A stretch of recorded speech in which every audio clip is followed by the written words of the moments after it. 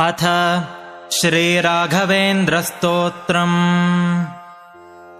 श्रीपूर्णबोधगुरुतीर्थपयोब्धिपारा कामारिमाक्षविषमाक्षशिरस्पृशन्ति पूर्वोत्तरामिततरङ्गचरत्सु हंसा देवालिसेवितपराङ्घ्रिपयोजलग्ना जीवेशभेदगुणपूर्तिजगत्सु सत्त्व नीचोच्चभावमुखनक्रगणैः समेता दुर्वाद्यजापतिगिलैर्गुरुराघवेन्द्र वाग्देवता सरिदमुं विमलीकरोतु।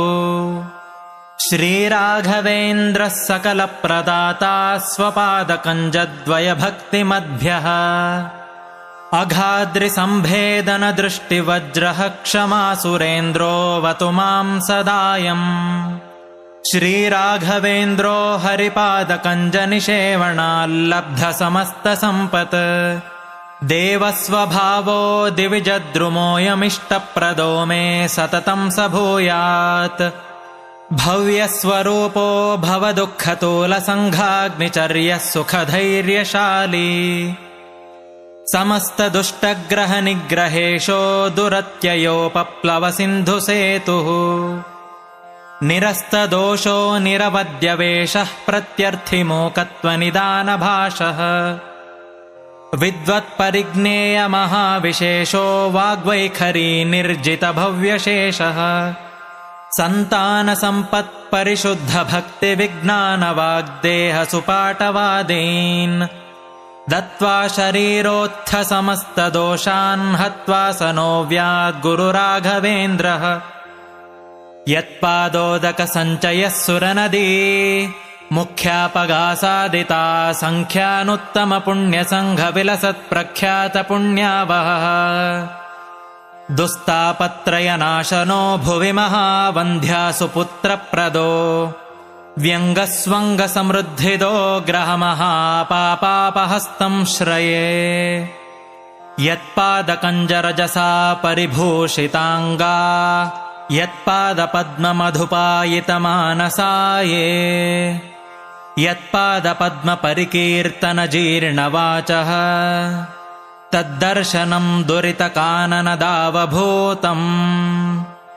सर्वतन्त्रस्वतन्त्रोऽसौ श्रीमध्वमतवर्धनः विजयीन्द्रकराब्जोत्थसुधीन्द्रवरपुत्रकः श्रीराघवेन्द्रो यतिराट् गुरुर्मे स्याद्भयापहः ज्ञानभक्तिसुपुत्रायुर्यशश्री पुण्यवर्धनः प्रतिवादिजयस्वान्तभेदचिह्नादरो गुरुः सर्वविद्याप्रवीणोऽन्यो राघवेन्द्रान्न विद्यते अपरोक्षीकृतश्रीशः समुपेक्षितभावजः अपेक्षितप्रदातान्यो राघवेन्द्रान्न विद्यते दयादाक्षिण्यवैराग्यवाक्पाटवमुखाङ्कितः शापानुग्रहशक्तोऽन्यो राघवेन्द्रान्न विद्यते अज्ञानविस्मृतिभ्रान्तिसंशयापस्मृतिक्षयाः तन्द्राकम्पवचः कौण्ठ्यमुखाये चेन्द्रियोद्भवाः दोषास्ते नाशमायान्ते राघवेन्द्रप्रसादतः। श्रीराघवेन्द्राय नमः इत्यष्टाक्षरमन्त्रतः जपिताद्भावितान्नित्यमिष्टार्थाः स्युर्न संशयः हन्तु नः कायजान् दोषानात्मात्मीयसमुद्भवान् सर्वानपि पुमर्थांश्च ददातु गुरुरात्मवित्। इति कालत्रये नित्यं प्रार्थनां यः करोति सः इहामुत्राप्तसर्वेष्टो मोदते नात्र संशयः। अगम्यमहिमा लोके राघवेन्द्रो महायशाः श्रीमध्वमतदुग्धाब्धिचन्द्रोऽवतु सदा नघः सर्वयात्राफलावाप्त्यै यथाशक्तिप्रदक्षिणम् करोमि तव सिद्धस्य वृन्दावनगतं जलम् शिरसा धारयाम्यद्य सर्वतीर्थफलाप्तये सर्वाभीष्टार्थसिद्ध्यर्थं नमस्कारं करोम्यहम्।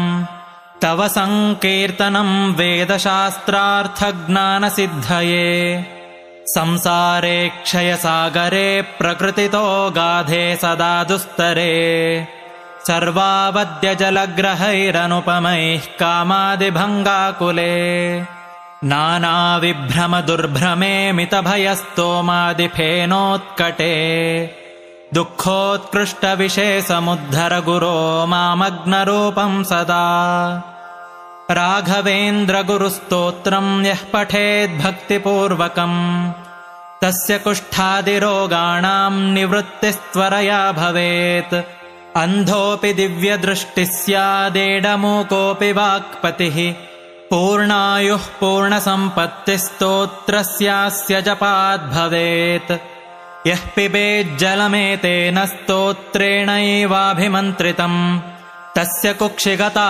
दोषाः सर्वे नश्यन्ति तत्क्षणात् यद्वृन्दावनमासाद्य पङ्गुः खञ्जोऽपि वा जनः स्तोत्रेणानेन यः कुर्यात् प्रदक्षिणनमस्कृतिः स जङ्घालो भवेदेव गुरुराजप्रसादतः सोमसूर्योपरागे च पुष्यार्कादिसमागमे योऽनुत्तममिदं स्तोत्रमष्टोत्तरशतं जपेत् भूतप्रेतपिशाचादिपीडा तस्य न जायते एतत् स्तोत्रं समुच्चार्य गुरोर्वृन्दावनान्तिके दीपसंयोजनात् ज्ञानं पुत्रलाभो भवेद्ध्रुवम् परवादिजयो दिव्यज्ञानभक्त्यादिवर्धनम् सर्वाभीष्टप्रवृद्धिः स्यान्नात्र कार्या विचारणा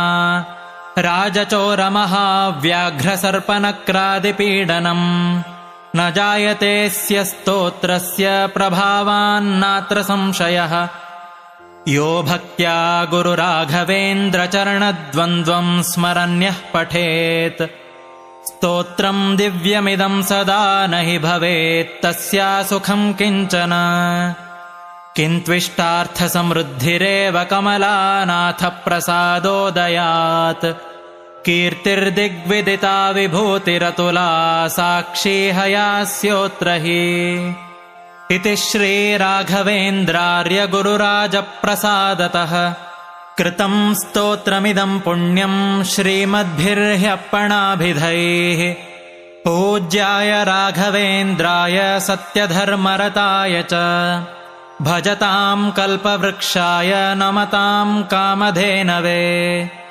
दुर्वादिध्वान्तरवये वैष्णवेन्दीवरेन्दवे श्रीराघवेन्द्रगुरवे नमोऽत्यन्तदयालवे इति श्रीमदप्पणाचार्यविरचितं श्रीराघवेन्द्रस्तोत्रम्।